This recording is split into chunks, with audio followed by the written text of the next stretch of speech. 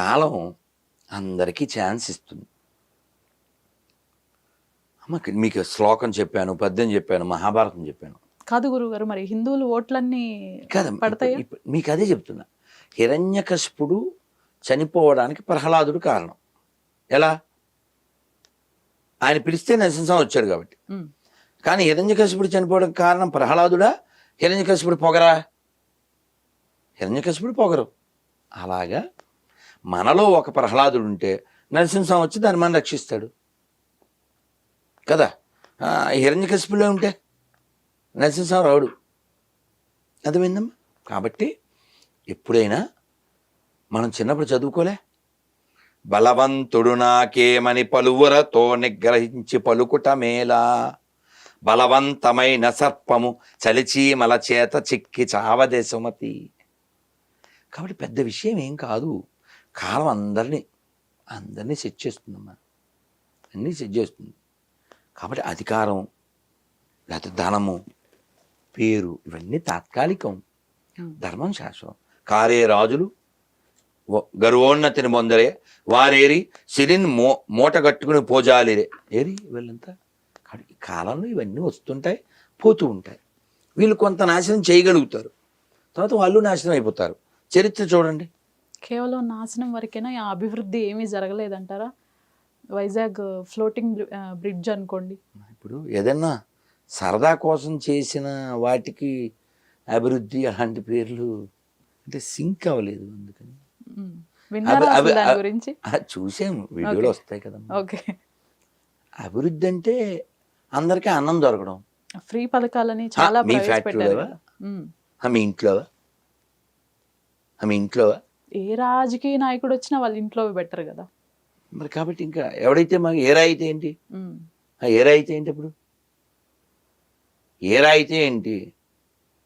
ఇప్పుడు రేవంత్ రెడ్డి ఎప్పుడో సీఎం అవ్వకముందు చెప్పాడు, మేమైనా మా ఇంట్లో తెచ్చిస్తామా అని చెప్పాడు చక్కగా. నీకు ఇప్పుడు సిగ్గు ఎవరికి ఉండాలంటారు? వాళ్ళు క్లియర్గా ఉన్నారుగా. ఈ బుద్ధి జ్ఞానం ఎవరికి ఉండాలంటారు? చక్క 5,000 ఇచ్చారు, 3,000 ఇచ్చారు, 2,000 ఇచ్చారు. ఏమిటో ఎవరి డబ్బులువి? ఏదో కథ చెప్పారమ్మా. గొర్రెలందరికీ చనిపోవడానికి 1 కోట్లు ఇస్తాం అని, 1 కోట్లు అదే ఇస్తాం, స్వెటర్స్ ఇస్తాం అని అనౌన్స్ చేశాడంట ఓ రాజకీయ నాయకుడు. గొర్రెలన్నీ ఓట్లు వేసినాయంట.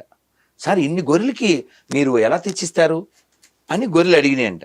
అడిగితే ఎక్కడి నుంచి, మిమ్మల్ని మీద నుంచి వాటి ఉన్నే తీసి వాటికే కొట్టిస్తారు. ఇప్పుడు బుద్ధి ఎవరికి ఉండాలంటారు? ఇక్కడ మారాల్సింది ఎవరు? మారాల్సింది ఎవరమ్మా? ధర్మం దేశాన్ని పట్టుకోవాలి, ధర్మాన్ని దేశాన్ని ఆధారంగా జీవించాలి. పోతన గారిని ఆ రాజుకు అంకితం వేయమన్నారు భాగవతాన్ని. ఆయన చాలా స్ట్రాంగ్గా, చాలా అలా కొన బద్దగొట్టినట్టు చెప్పారు. ఇవ్వను. సరస్వతీదేవి ఏడుస్తూ ఆ కాటుకుతో కూడిన కన్నీరంతా జాలువారి ఆవిడ వస్త్రం మీద పడుతూ ఉంటే, అమ్మా నువ్వు బాధపడదు తల్లి, నేను దీన్ని నరాధములైన రాజులకు ఇచ్చి వాళ్ళిచ్చే కొంచెం భూమినో బంగారమో తెచ్చుకుని నేను సుఖించను తల్లి, నేను ఆ పని చేయను అని చెప్పి, అది బాగుంటుంది. చాగంటి గారు బాగా చెప్తారు. కాబట్టి భగవంతుని నమ్మినవాడు అలా ఉంటాడు. త్యాగరాజ స్వామి వారిని ఏదో డ్యాన్స్కి రమ్మన్నారు, ఎవరో వచ్చి, అన్నయ్య మీరు వెళ్ళండి నేను రాను అన్నాడు. అలాగే అన్నమయ్యని సినిమా కూడా చూసాంగా, చెరుక బెల్లం పెట్టు అంటే పెట్టదు, చూసాం కదా. పెనం మీద వేసి కాసి మంట పెడితే అప్పుడు అని అలా ఆ పైత్యానికి వెళ్ళి ఆయన్ని కొట్టేస్తే అదంతా మనం నిజంగా జరిగింది. అన్నమయ్య భగవంతుని నమ్మాడు. నరహరి నామము నాలుకనుండగా పరుల కొలువ పనియేలా. నరహరి నామం, నరహరిని కీర్తించాలి. అందుకని ఈ తెలుగు నేలని 3 రాజులు పరిపాలించారని చెప్పారు. అదేమిటి చాలామంది కదా, 3 ఎవరు అంటే త్యాగరాజు, పోతరాజు, గోపరాజు. వీళ్ళెవరు? ఈ రాజులు ఎవరు? వీరు నర సామ్రాజ్యాన్ని పరిపాలించలేదు, నరహరి సామ్రాజ్యాన్ని పరిపాలించారు. సింహాచల శాస్త్రి గారిని గొప్ప హరికథకులు వారు ఎప్పుడూ చెప్తూ ఉంటారు. ఇలాంటి వాళ్ళు పుట్టిన నేల ఇది.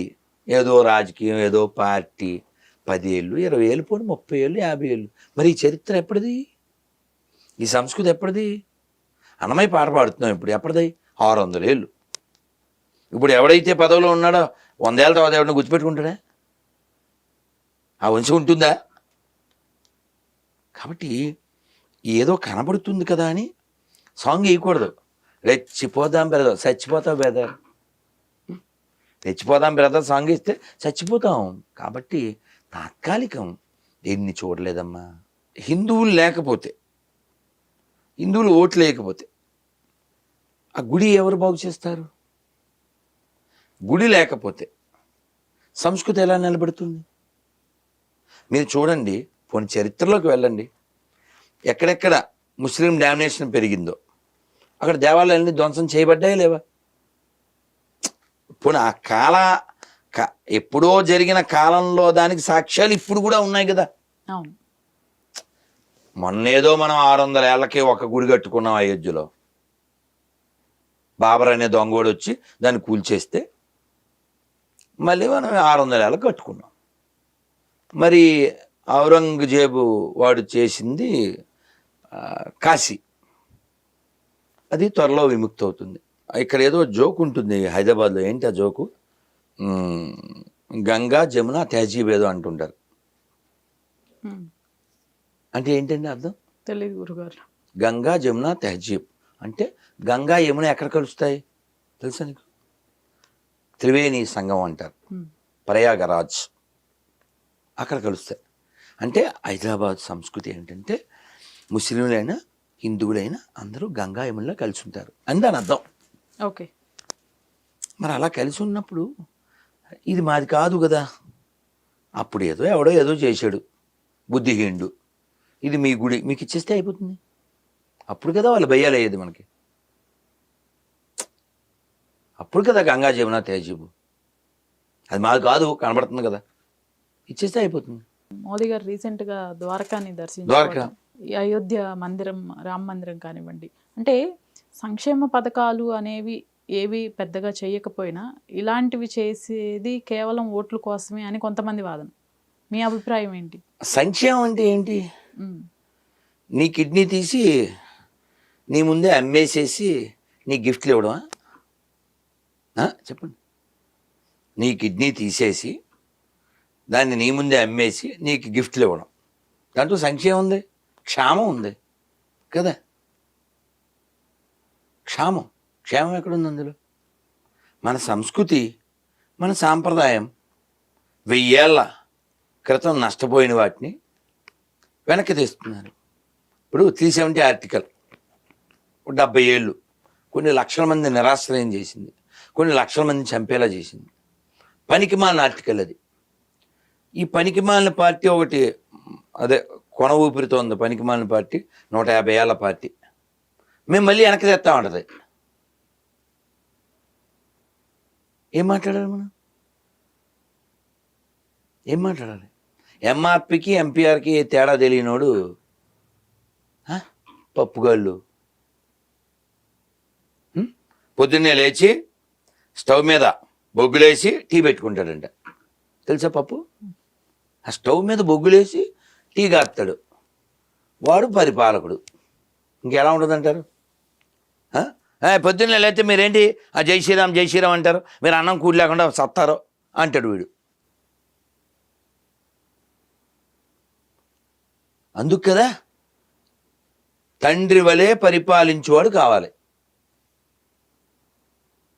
క్యారెక్టర్ లేనోడు వాడు ఆ పొజిషన్కి వస్తే ఎలా ఉంటుంది అంటారు? వాడు తండ్రి కాదు. తండ్రి తాతలు క్యారెక్టర్లు ఏమిటో మనకి తెలియదు. మనకు తెలుసు, తెలియదు ఏమిటి?